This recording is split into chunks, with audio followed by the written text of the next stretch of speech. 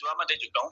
इसके अलावा इसका जवाब ये भी बनता है कि हमारे व्हाट्सएप के ग्रुप बने होते हैं, तो अगर नीचे वाले के पैसे ऊपर वाले तक पहुंच रहे हैं, यानी कमीशन नीचे वाला का कमीशन ऊपर वाले तक पहुंच रहा है, तो ऊपर वाले का नॉलेज भी नीचे वाले तक पहुंच रहा है। अब जैसे कि मैं बात कर रहा हूँ, मेरा नॉलेज आप तक पहुंच रहा है, अगर आपकी बैनरी मेरे तक पहुंच रही है ना, तो मेरा नॉलेज भी आप तक पहुंच रहा है। मैं एक सर्विस आपको प्रोवाइड कर रहा हूँ। समझ आ रही है? मैसेज में लिख दें ताकि मैं आगे चलूं, ये ना समझ ना आए।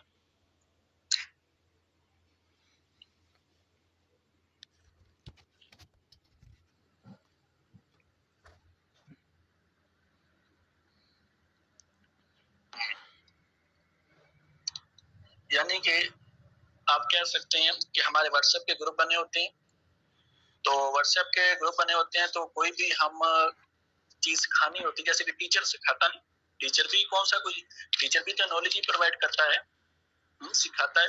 तो इधर अगर वो सीखता नहीं तो उसमें कसूर टीचर का नहीं होता, सिखाने वाले कसूर नहीं होता, बल्कि जो समझ नहीं रहा उसमें कसूर उसी का होता है। ठीक है। और ये भी आप कह सकते हैं कि जैसे कि मैं आपको थोड़ी सी मिसाल देकर समझाता हूँ। पिछले दिनों एक मुफ्ती साहब से मेरी बात हुई, तो वो मुफ्ती साहब ऐसे थे, बाबर भाई की माशाल्लाह टीम से एक मेंबर था, तो उसका जो भाई था, आई थिंक हाँ भाई था, वो आलमी दिन था। तो उससे जब बातचीत, वो उसका भाई ना प्राइवेट पढ़ाता था, दीन का मतलब पढ़ाता था, प्राइवेट स्कूल उसने बनाया हुआ था। कोई भी उसे पूछता, वो कहता ये नाजायज है, हराम है, ये हराम है, ये टाइम्स कंपनी भी ऐसी थी, फलां कंपनी ऐसी बड़ी बड़ी आई। कोई भी बंदा उससे कॉन्टेक्ट करता था, वो कहता ये हराम है, ये हराम। तो उससे मेरी बातचीत हुई। ये लाइव डेमो आपको इसलिए मैं समझा रहा हूँ कि आपको समझ आ जाए कि वो क्या क्या इतराज करता। तो उसने मुझे कहा कि ये जो काम कर रहे हैं ना, ये काम गलत कर रहे हैं, नाजायज कर रहे हैं। मैंने कहा मुफ्ती साहब कि उसने मुझे फतवा लगाया, उसका गोल्डन की का था, आई थिंक गोल्डन की का था। गोल्डन की के कहता है ये भी तो मेंबर बनाने वाला काम है, ये भी तो मेंबर बनाने वाला काम है।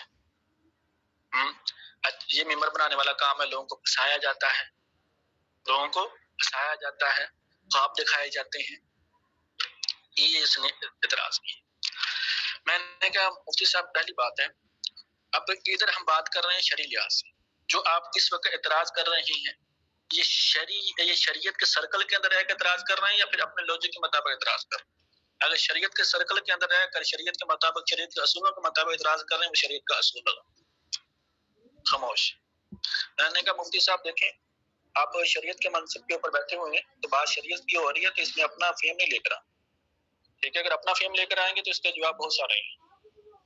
तो मैंने उसको जवाब दिया, मैंने उससे ये कहा देखिए मुफ्ती साहब, अगर कोई बंदा झूठ बोलता है, धोखा देता है, झूठे ख्वाब बनाता है, झूठ बोलता है, धोखा देता है, तो मैं भी कहता हूँ वो हराम काम कर रहा है। अगर हमारा कमीशन 30% रेक्ट है, अगर वो बोलता है 25% कम बोलता है, या फिर ज्यादा बोलता है 40%, 50% बोलता है, वो धोखा कर रहा है, झूठ बोल रहा है। हमारे कंपनी के ओनर ने यहाँ तक कहा है कि सच बोलकर सेल जाया कर, झूठ बोलकर सेल नहीं करवानी, ये कंपनी के ओनर के अल्फाज। ठीक है, अगर कोई बंदा झूठ बोलता है, उसका बवाल उसके ऊपर जाएगा, ना कि पूरी कंपनी के ऊपर जाएगा।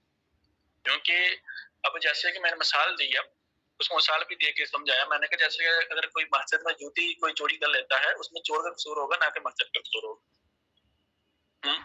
तो मैंने कहा इसी तरह ब्रदर, अगर कोई झूठ बोलता है, धोखा देता है, उसमें उसी का कसूर होगा जो धोखा झूठ बोल रहा है। कहता है आप मुझे बताओ काम क्या है। मैंने से ये कहा कि हमारा मार्केटिंग का काम है।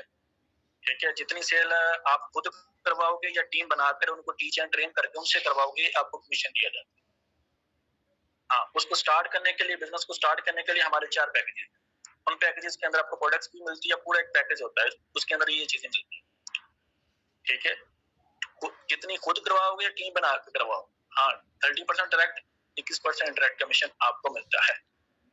ये हमारा काम है। अब बताओ इनमें से कौन सी बात मैं शरीयत के असूलों को टकरा रही है मेरी, वो मुझे बता दी।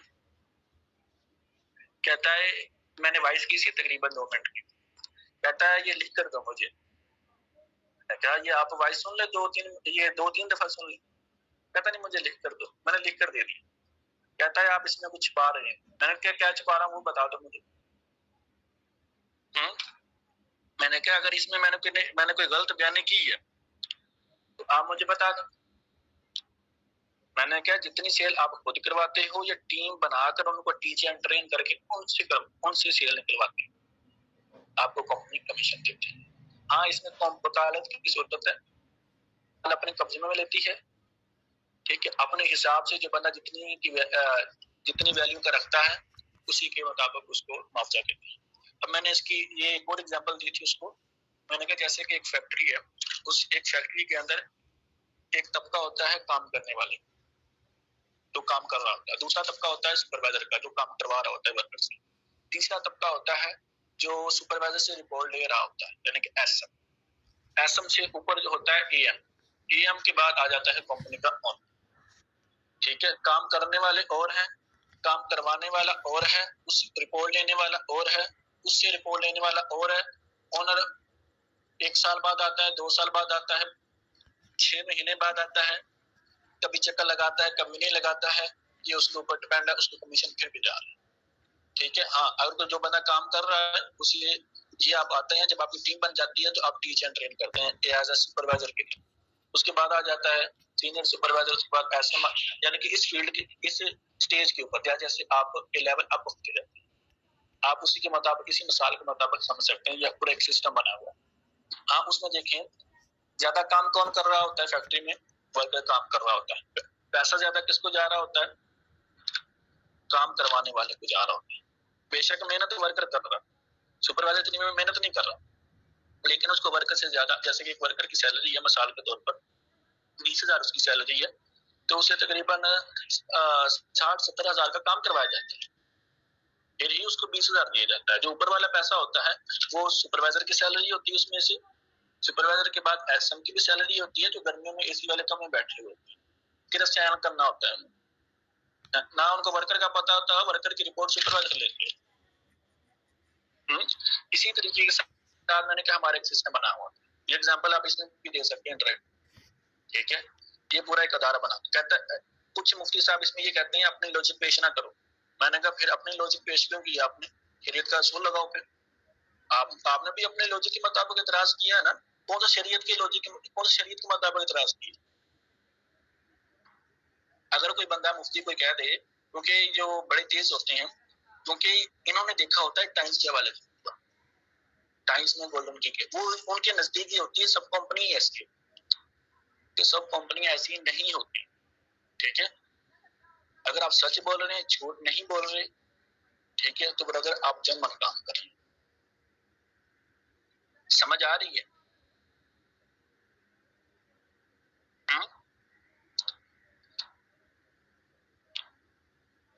कोई भी एतराज हो, अगर शरई लिहाज से आप किसी से पूछ रहे हो, अगर कोई बंदा सवाल करता है, ऑब्जेक्शन करता है कि ये आपके अमल के ऊपर ऑब्जेक्शन है, उससे पूछो ये ऑब्जेक्शन आपने अपने लॉजिक के मुताबिक ये ऑब्जेक्शन खड़ा किया है या शरीयत के असूल के मुताबिक ये ऑब्जेक्शन खड़ा किया, ठीक है। अगर उसने अपने लॉजिक के मुताबिक ऑब्जेक्शन खड़ा किया तो उसको लॉजिक के मुताबिक जवाब दो, ठीक है। अगर वो कहता है मिसाल के तौर पर इसकी प्राइस क्या है, आप उसे ये कहें मुझे ये बताओ 100 MB की प्राइस क्या है, जैज के पैकेट लगाते हो ना, 100 MB की प्राइस क्या है, 1000 MB की प्राइस क्या है, 1 GB MB की प्राइस क्या है, 5 GB MB की प्राइस क्या है, क्या बता सकते हो मुझे? एक हफ्ते का पैकेज कितने का लगता है? एक हफ्ते के पैकेज में भी मुख्तलिफ प्राइस होती है, एक महीने के पैकेज में मुख्तलिफ प्राइस होती है। अगर वो कहे ना कि बंदा कि ऑनलाइन स्टोर में ये लिखा ये प्रोडक्ट है, आपने वही मैं कह रहा हूँ, आपने पैकेज की बात करनी, हम पैकेज सेल करते हैं, उस पैकेज के अंदर ये चीजें पाई जाती है। जैसे कि जहेज पैकेज हो गया, जहेज में जहेज का पूरा सामान होता है, मिसाल देके समझा, एक निकला होता है जहेज का पैकेज, उसके अंदर पूरा सामान होता है जहेज का, मुख्तलिफ पैकेज होते हैं। इसी तरह ये हमारा पैकेज, ये पूरा एक पैकेज है, ये 4 पैकेज है कंपनी में, एक 3000 वाला, एक 7000 वाला, एक 12000 वाला, 17000 वाला। जितना आप खुद सेल करते हो या टीम बनाकर सेल करवाते हो उनको टीच एंड ट्रेन, आपको पूरा फर्क होता है। सिंपल सा मैथड। कोई पूछे काम क्या है, आपने कहना है हमारा मार्केटिंग का काम है। फिर मैं रिपीट कर रहा हूँ इसलिए ताकि आप अच्छे से, अगर कोई पूछता है आप उसको बता पाए। कोई पूछता है आपका काम क्या है, आपने कहना हमारा मार्केटिंग का काम है, ठीक है। जितनी सेल हम खुद करेंगे या टीम बनाकर उनको टीचर ट्रेन करके उनसे करवाएं, हमें प्रॉफिट मिलेगा। सिंपल सा यही काम है हमारा। बताएं, ये नहीं आपने बता देते हैं, घंटा घंटा लगाना शुरू कर देते हैं, तो ये घंटा लगाना शुरू कर देते हैं और कंफ्यूज हो जाता है अगला। तो हर कोई बंदा अपने अपने फील्ड का मास्टर होता है, ठीक है। वही मैं कहता हूँ समझाने वाले को डिपेंड करता है, वो समझाने वाला समझा किस तरीके से जा रहा है। अगर वो गलत तरीके से समझा रहा है तो उसमें कसूर हमारा नहीं, ठीक है। कंपनी का कसूर नहीं है बल्कि समझाने वाले का। इसी तरह मिसाल देता हूँ यार, आपने जू में जाते होंगे, चिड़ियाघर में जाते होंगे। ये लाहौर का चिड़ियाघर का जो ओनर है वो तो बाहर जाता है, उसको पैसा जा रहा है। अब मुझे ये बताओ, अब एक थोड़ा सा समझिएगा, आप जू में जाते हो, बंदे देखने के लिए जू में जाते हो या फिर जानवर देखने के लिए जाते हो? जानवर देखने के लिए जाते हो, पैसे बंदे को मिल रहे हैं, हाँ? बंदे को पैसे देते हो, टिकट लेते हो, एक टिकट लेते हो, है तो टिकट आ जाती है 50 की, 100 की, 200 की, है? टिकट देते हो, टिकट की प्राइस भी मुख्तलिफ है, एक प्राइस भी नहीं है। जबकि टिकट वही होती है, कागज का टुकड़ा वही होता है, बच्चों के लिए इतना है, इस उम्र के लिए इतना है, ठीक है। जानवर देखते हो, शेर देखते हो, ज़ेबरा देखते हो, हाथी देखते हो, मुख्तलिफ जानवर देखते हो, पैसे देते हो, जानवर देखकर बाहर आ जाते हो। वो पैसा जाता है जो उनमें से पैसा के कुछ पैसों के जानवरों के लिए खुराक ली जाती है, कुछ जानवरों के लिए जो सिक्योरिटी गार्ड खड़े होते हैं उनको सैलरी दी जाती है उन पैसों में से। वही पैसे उनमें से कमीशन कंपनी का ओनर, जो चिड़ियाघर के का जो ओनर होता है, वो जो बाहर बैठा हुआ होता है उस तक भी पहुंच रहा होता है। आप मुझे बताओ, ये डायरेक्ट पहुंच रहा है या इनडायरेक्ट पहुंच रहा है? क्या जो उसका ओनर है उसको पता है कि ये फलां बंदा आया था जू में जानवर देखने के लिए? उसको पता ही नहीं होता कितने बंदे आए। बस ये होता है उसके रखा हुआ सिस्टम बनाया हुआ है। अब जैसे मिसाल देता हूँ, एक और मिसाल, आपने करतब देखी है, ये जो शेर को नचा रहे होते हैं, एक सिखाया होता है शेर को, करतब वगैरह देखी है आपने? ये शेर नाच रहा होता है, करतब कर रहा होता है, तो मेहनत शेर कर रहा है, पैसे उसको जो मदारी है उसको मिल रही, मेहनत शेयर कर रहा है, लेकिन क्या है उसने उसके ऊपर मेहनत की है इसलिए वो करतब कर रहा है। इसी तरह मैं मिसाल दे रहा हूँ, इसमें एक टीचर ट्रेन किया जाता है, लीडर बनाया जाता है, ऐसे नहीं लीडर बन जाता, पूरा एक सिस्टम बनाया जाता है, पूरी एक फैक्ट्री की तरह अपना सिस्टम बनाया जाता है इस फील्ड के अंदर।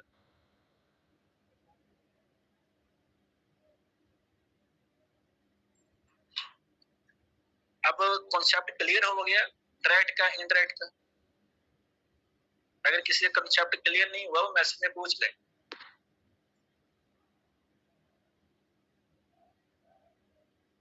किसी का कोई सवाल तो नहीं?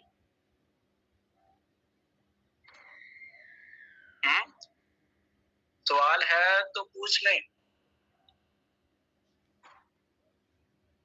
डायरेक्ट कमीशन, इनडायरेक्ट कमीशन, जिसके ऊपर डायरेक्ट कमीशन के ऊपर एतराज होता है, नहीं डायरेक्ट कमीशन के ऊपर एतराज होता है, उसकी मैंने काफी एग्जांपल दे दी। बगैर मेहनत के पैसा मिलता है, बगैर मेहनत के पैसा मिलता है। मुझे ये बताओ, बगैर मेहनत के जो पैसा मिले ये हराम है, ये कहाँ पर लिखा है? शरीयत का असूल है, ये खुद का बनाया हुआ असूल है, खुद का बनाया हुआ असूल है। तो ये जो सोना लेकर रख रहे हैं अपने घर पर, तो 5 साल बाद 3 गुना कीमत बढ़ जाती है उनकी, बगैर सिर्फ रखे हुए, कौन सा उनके ऊपर मेहनत हुई है? तो वो हराम है सब। किसी का लॉजिक हमारे लिए हुज्जत नहीं है। किसी का लॉजिक पेश करेगा कोई तो उसको 3-4 एग्जाम्पल देकर ना उसका मुंह बंद करवा दे, लोग घबरा जाते हैं। अगर कोई बंदा कह रहा है ये नाजायज है तो नाजायज होने की दलील वो पेश करेगा, ठीक है। अगर वो दलील जो पेश करेगा वो दलील देखनी है, अपने अपने लॉजिक के मुताबिक दलील पेश कर रहा है, शरीयत के सर्कल के अंदर एक दलील पेश कर रहा है, वो अपने लॉजिक के मुताबिक दलील पेश कर रहा होता है, उस भाई घबरा जाते हैं। पर अगर ये जो दौर है ये फितने का दौर है, ठीक है। अगर आप मिसाल के तौर पर, मैं अगर किसी को समझाता हूँ ना, मिसाल के तौर पर मेरे बड़े मुफ्ती कराम से, उलमा कराम से बात हुई है, बंदा ऐसे नहीं लीडर बन जाता है, क्योंकि हमारी टाइम्स ने, फॉरएवर ने, जो 2 नंबर कंपनी ने बेरागत किया हुआ है, जो जर्मन काम कर रहा है उनको भी उसी नजर से देखा जाता है। लेकिन आपके पास इंफॉर्मेशन मौजूद हो, मैं वही कहता हूँ, कोई मुफ्ती, कोई इल्मा कराम गलत नहीं होता, बल्कि उनके पास जो इंफॉर्मेशन होती है वो गलत होती है, वो हमने सही करनी। अगर सही करने में कामयाब हो गए तो ठीक हो गया। अगर कुछ कैटेगरी ऐसी भी होती है जिनकी इंफॉर्मेशन अगर सही की जाए, अना में आ जाता है, कल का बच्चा हमें समझा रहा है, तो अना में जो आ जाए वो शरीयत नहीं समझाएगा आपको, फिर मैं ही समझाएगा।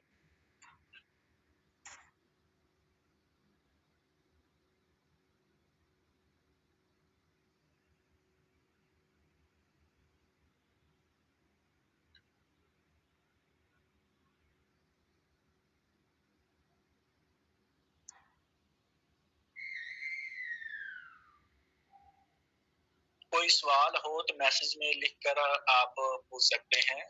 तो इस हवाले से किसी लीडर का कोई सवाल, कोई कंफ्यूजन ना, ठीक है। अब मुझे पता है बड़ी बड़ी आएंगे, मुझे बगैर कुछ, अगले बंदे को पता ही नहीं काम है क्या पूरा। जिस बंदे को पूरा काम के मतलब का नॉलेज ही नहीं है, वो शरीय लिहाज से कैसे फैसला दे सकता है, मुझे समझ नहीं आ रही। उसको पूछे पूरा काम क्या है, A to Z मुझे बता। A to Z का उसके काम का मतलब उसकी नॉलेज ही नहीं है, तो फतवा किस राय के ऊपर दे रहा है, समझ रहा है, उसके ऊपर दे रहा है जो अगला बंदा समझा रहा है। अगला बंदा ऐसे समझा रहा है, 2 आते हैं, 4 आते हैं, 8 आते हैं, वो अगला बंदा कहता है यार ये क्या, कौन सा बिजनेस है, समझाने वाला गलत तरीके से समझा रहा है।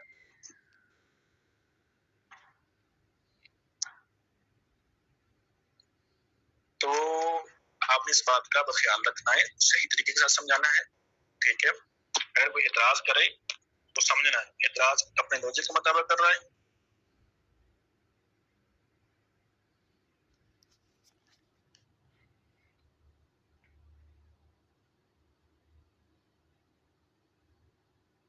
ब्रदर इसी तरह ब्रदर, अब बहुत सारे लोग हैं जो वो भोले भाले होते हैं। कोई मुफ्ती कह देना है हम काम कर रहे हो, अच्छा मैं आपको इसमें एक और भी ऑब्जेक्शन करते हैं, मैं आपको बता देता हूँ। इसमें ये कहते हैं आपने शर्त रखी हुई है, ये 3000 लगाओगे तो फिर आप इसमें काम कर सकते हो। मैंने कहा अच्छा जी, ये शर्त आप रखी हुई है, ये अपना असूल ना बनाओ, अपने मुताबिक ना इसको शर्त का नाम दो कि हमारी कंपनी का ओनर ने कहा है कि ये शर्त है। अगर तू शर्त का ही नाम दे रहा है, शर्त का ही नाम दे रहे हैं आप, तो ब्रदर आप मुझे बताओ कि जॉब के लिए अप्लाई करने के लिए फॉर्म की जरूरत होती है ना, 500 का फॉर्म आता है ना फॉर्म 500 का, 500 रुपया वो लगाता है, फॉर्म लेता है, अप्लाई करता है। अब मुझे बताओ फॉर्म के जरिए से अप्लाई करना, क्या फॉर्म की जो टर्म इस्तेमाल हुई है क्या ये शर्त है या असूल है? अच्छा, जो फॉर्म के लिए अप्लाई कर रहा है उसको ये भी नहीं पता मुझे रखा जाएगा नहीं रखा जाएगा। चलो मैं मिसाल देता हूँ। मिसाल के तौर पर मैंने आर्मी के लिए अप्लाई किया, मुझे कहते हैं कि ये आपका फॉर्म है, ये फॉर्म फिल करके आप तो फिर अप्लाई कीजिए, ठीक है। 500 रुपये मैंने लगा दिया, मैंने अप्लाई भी कर दिया, ठीक है। फलां जगह आप पहुंच जाए, फलां जगह पहुंच गए, ये आपका टेस्ट है, टेस्ट के इतने पैसे दिए, पैसे भी दिए, चलो टेस्ट में पास वगैरह हो गया, चले मैं दौर में रह गया, मैं दौर में रह गया। अब मुझे बताओ जो मेरा खर्चा बना है क्या वापस करेंगे मुझे? किस कैटेगरी में मेरे वो पैसे गए, किस खाते में मेरे पैसे गए? जो फॉर्म के लगाए हैं वो किस खाते गए, जो बंदे रिजेक्ट हो जाते हैं? अब चले इसी का मुझे एग्जाम्पल दें, मैं आपको एग्जाम्पल दे रहा हूँ कि ब्रदर मिसाल के तौर पर 500 बंदा उन्होंने रखना है, 5000 बंदा अप्लाई करने वाला है। अब मुझे बताओ 500 बंदा जो अप्लाई करता है, 5000 बंदा, 500 बंदा उसने रखना है, 5000 बंदा अप्लाई करने वाला है, 4,950, तो ब्रदर ये जो 500 बंदा उन्हें रखना है, जो ऊपर वाला जो बंदे हैं वो किस खाते में, उनके पैसे किस खाते में, जो फॉर्म के लिए उन्होंने अप्लाई किए किस खाते में जाएंगे वो? क्या इसका मतलब मुझे बताओ, अगर इस एक ऐसे अदारे में अप्लाई करना, किसी भी जॉब में अप्लाई करना जहां पर फॉर्म की शर्त मौजूद हो, ये कहेंगे शर्त नहीं है, वो शर्त नहीं है, वो एक असूल बनाया गया है। तो इधर भी असूल का नाम क्यों नहीं देते? उधर शर्त का नाम देना, इधर असूल का नाम। तो हम भी कहते हैं कि अब अगर लॉजिक पेश करना है, अब हम ये कहते हैं उसमें भी अंदेशा है ना, अगर कहता है कोई बंदा आ जाता है उससे टीम बनती है नहीं बनती है कि इस क्या गारंटी है। अब मैं कहता हूँ जो फार्म के लिए अप्लाई कर रहा है उसको रखा जाता नहीं रखा जाता, क्या गारंटी है।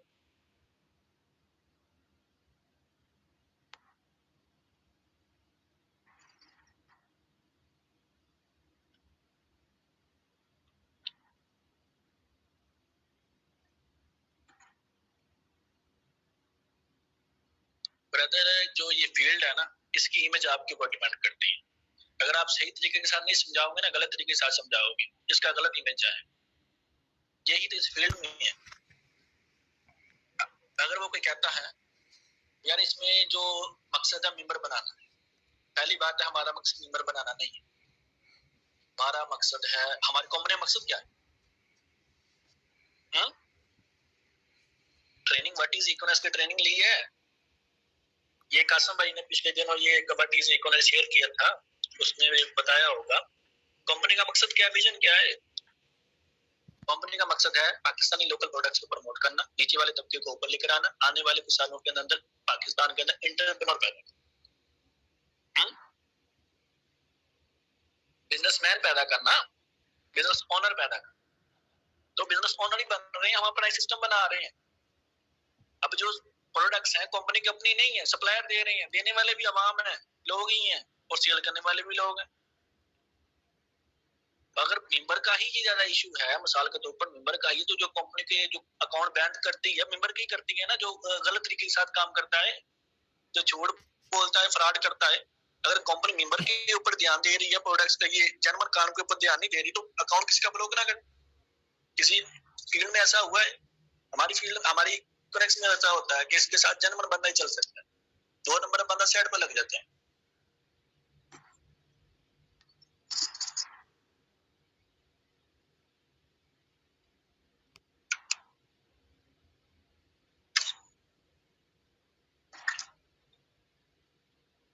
ये ब्रदर, ये इन चीजों को आपने समझना है, अंडरस्टैंड करना है इनको। अगर समझेंगे नहीं ना आप, कोई भी आपको चुप करवा देगा, रगड़ा लगा देगा, फिर आप कंफ्यूज हो जाएंगे। आप कहेंगे यार इसने तो क्या क्या सवाल कर दिए, वो सवाल कुछ भी नहीं किए होते हैं, आपको बड़े लग रहे होते हैं सवाल, तो पहली बार आपने सुने होते हैं। अगर आपके पास जवाब हो इनका, अच्छे से जवाब दे सकते हो आप। बहुत सारी एग्जाम्पलें मैंने दी है, जैसे कि अब इसकी आज की सेशन की ट्रेनिंग, आज की सेशन की समरी मैं आपको बता देता हूँ।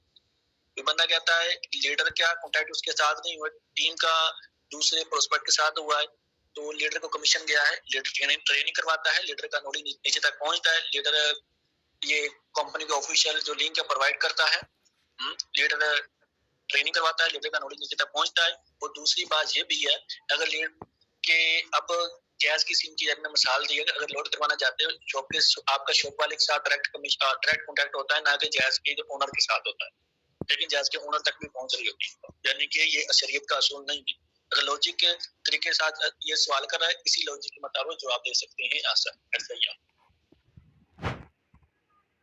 अब क्लियर है।